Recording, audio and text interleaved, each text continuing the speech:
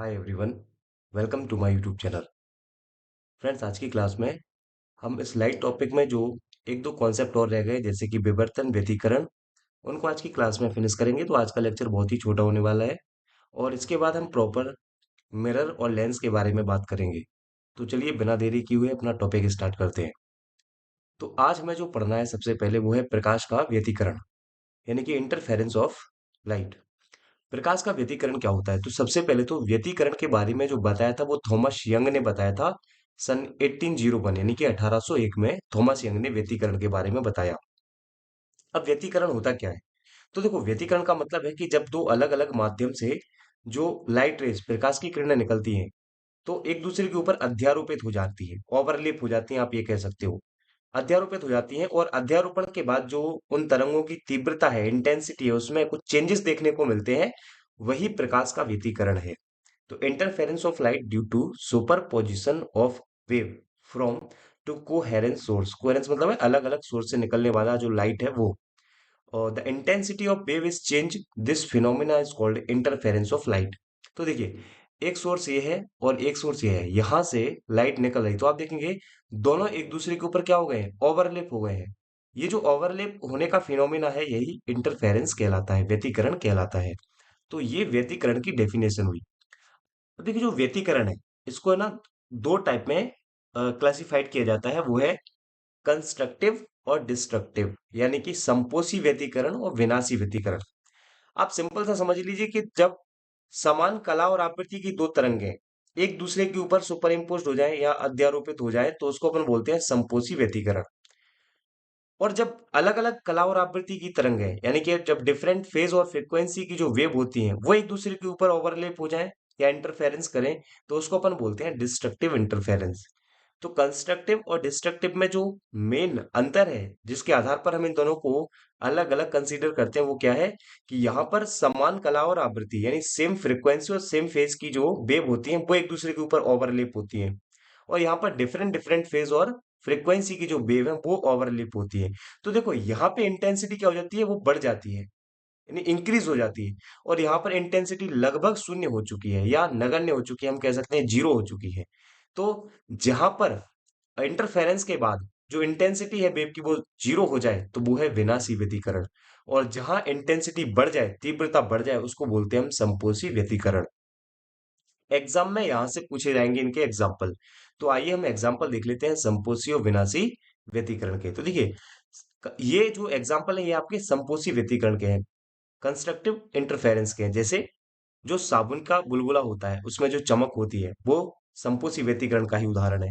इसी प्रकार से जो बरसात के दिनों में आप देखोगे जो सड़क होती है, सड़क पर जो ऑयल की ड्रॉपलेट्स जो चमकती हैं वो, और साथ में हम बोल सकते हैं पीकॉक के जो फेदर में शाइनिंग होती है, इन जो मोर पंखों का जो चमक होता है, वो भी कंस्ट्रक्टिव इंटरफेरेंस का ही एग्जाम्पल है। इसके अलावा अगर हम विनाशी व्यतिकरण की बात करते हैं, डिस्ट्रक्टिव इंटरफेरेंस की बात करते हैं, तो इसमें क्या होता है? इसमें आप देखेंगे जब जो अलग अलग कला और आवृत्ति की जो वेव है, जब वो एक दूसरे के ऊपर ओवरलैप होती है तो उनका क्या हो जाता है?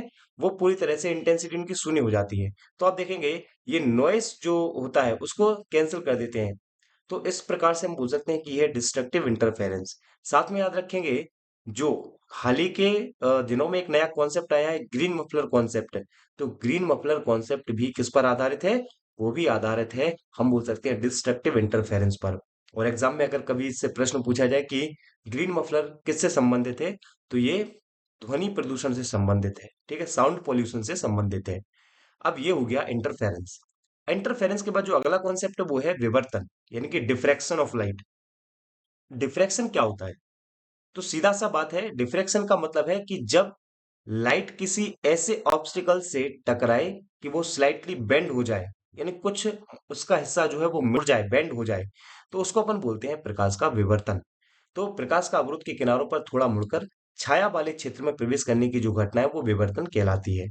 तो आप देखेंगे यहाँ से एक लाइट की बीम आ रही है और यहाँ देखो ये शैडो एरिया में क्या हो रही है? बेंड हो चुकी है। जैसे आप यहाँ देख रहे हैं, यह छोटा सा पास है जहां से ये पानी है और फिर ये उस एरिया में पहुंचा है जहां इसको नहीं पहुंचना चाहिए था। मीन्स हम कह सकते हैं शैडो एरिया में फिर ये कैसा होता है? फैल जाता है, बेंड हो जाता है। इसी प्रकार से आप देखेंगे कोरोना, जब भी सूर्य और चंद्र ग्रहण होता है तो उसमें जो कोरोना हमें दिखाई देता है वो भी इसी का एग्जाम्पल है। या light entering a dark room, ये सब प्रकाश का विवर्तन है। तो विवर्तन क्या है? प्रकाश का मुड़ जाना। सिंपल याद रखेंगे कि प्रकाश के मुड़ने की घटना को ही हम विवर्तन कहते हैं। अब नेक्स्ट जो हमारा कॉन्सेप्ट है आज का, वो है ध्रुवण, पोलराइजेशन ऑफ लाइट। कि प्रकाश का ध्रुवण क्या है? देखिए दोस्तों, पोलराइजेशन का आप सीधा सा मतलब समझिए, दो पोल में विभाजित कर देना।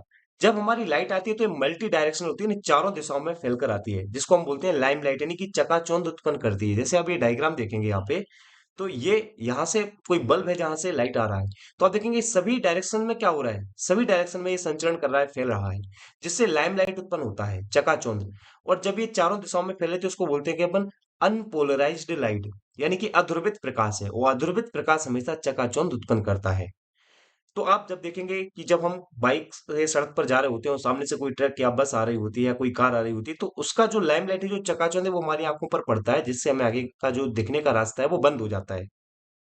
अब ये बड़े बड़े वाहन जब एक दूसरे के सामने आते हैं तो एक्सीडेंट वगैरह का जो खतरा रहता है, तो इसको दूर करने के लिए हम क्या लगा देते हैं? Polarising filter. जो अगर जो फ्रंट मिरर होता है, तो फ्रंट मिरर में क्या लगा देते हैं? Polarising filter.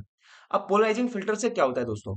ये जो अभी प्रकाश चारों दिशाओं में फैलकर आ रहा था, जैसे ही यहां से निकलेगा ये, अब ये दो पोल में डिवाइड हो गया, नॉर्थ पोल और साउथ पोल में। इसी को हम बोलते हैं पोलराइज्ड लाइट। तो पोलराइज्ड लाइट समझे हुए क्या है? बस इसी को हम बोलते हैं प्रकाश का ध्रुवण। जिससे क्या होता है? अब ये चकाचौंध उत्पन्न नहीं करेगा। तो अब परिभाषा पढ़ लेते हैं कि प्रकाश एक विद्युत चुम्बकीय विकिरण है और अनुप्रस्थ तरंग। अब ध्यान रखना दोस्तों, एक चीज और, ये है अनुप्रस्थ तरंग। यहाँ पे देखेंगे, ये कौन सा वेव है? ये लॉन्गिट्यूडनल है। तो लॉन्गिट्यूडनल ऑलरेडी दो ध्रुवों में ही बटा है, यानी कि नॉर्थ और साउथ, ठीक। और ये है हमारी ट्रांसवर्स वेव। तो जाहिर सी बात है, ट्रांसवर्स वेव में ही क्या होगा?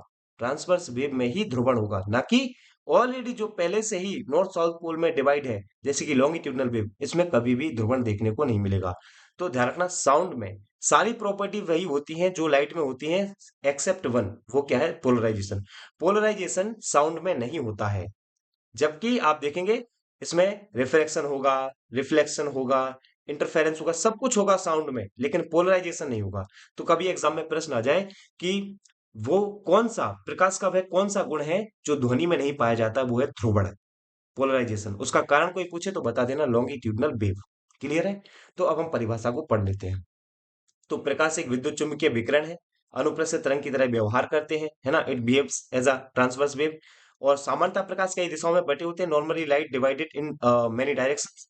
बट जब हम इन्हें पोलराइजिंग फिल्टर से गुजारते हैं तो ये प्रकाश ध्रुवित हो जाता है। But when it passes through a polarising filter, the light gets polarised and behave as a single plane, और एकल प्लेन की भांति व्यवहार करती है।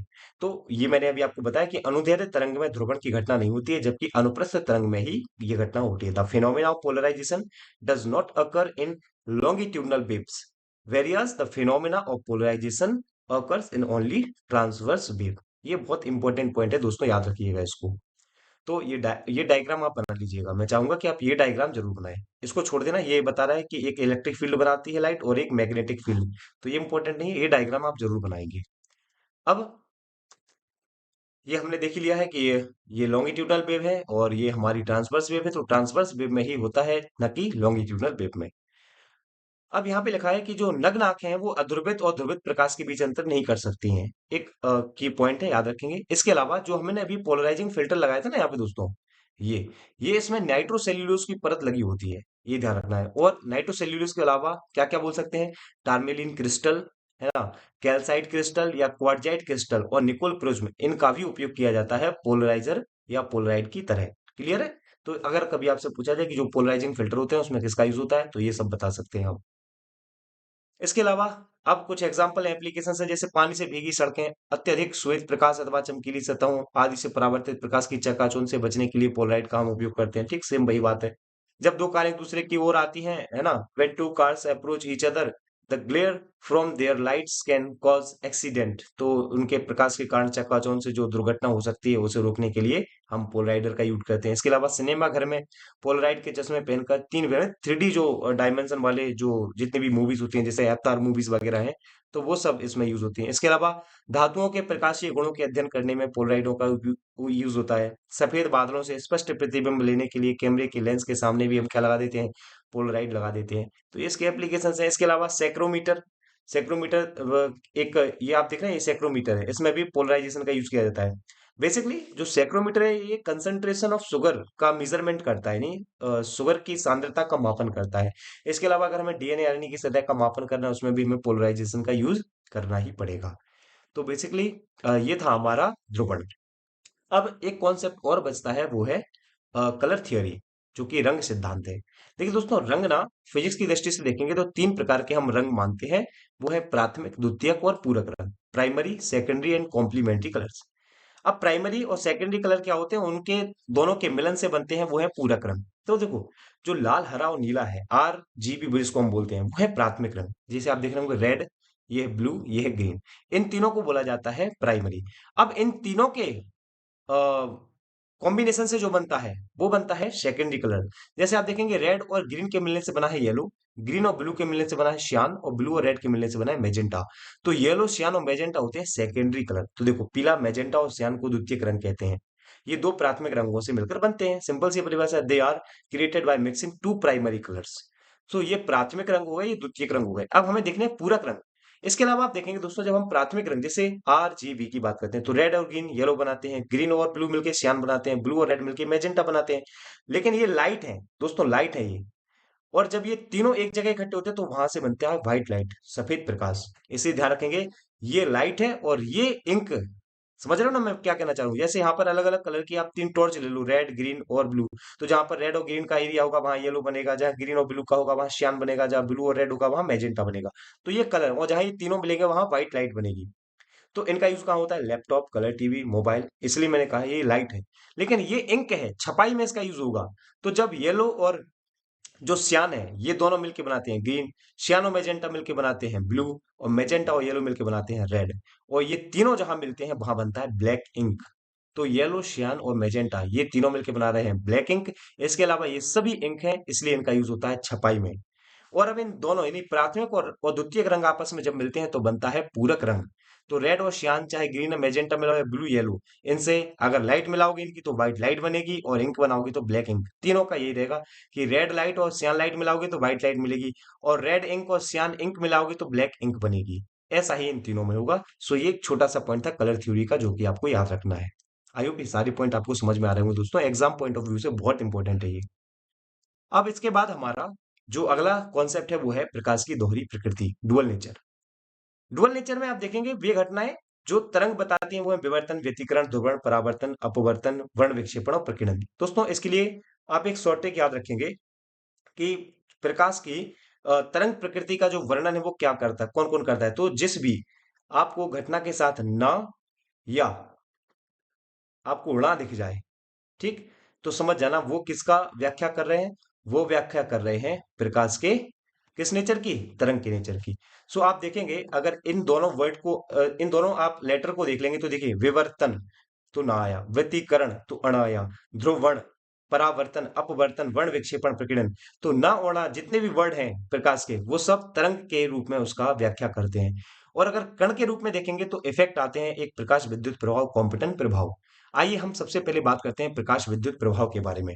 तो सबसे पहले हमने बताया कि हम डुअल नेचर पढ़ रहे हैं, जिसमें हम बात कर रहे हैं अभी लाइट एज अ पार्टिकल, कण।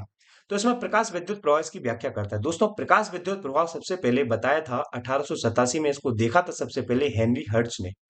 1887 में हेनरी हर्ट्ज ने देखा था, लेकिन वो इसका डिटेल एक्सप्लेनेशन नहीं कर पाया। तो बाद में आइंस्टीन आए और उन्होंने 1905 में इसके बारे में डिटेल्ड एक्सप्लेनेशन दिया। नहीं, सर्वप्रथम व्याख्या प्रकाश विद्युत प्रभाव के बारे में कोई कर रहा है तो आइंस्टीन कर रहा है, जिसके लिए उनको 1921 में नोबेल प्राइज से नवाजा गया।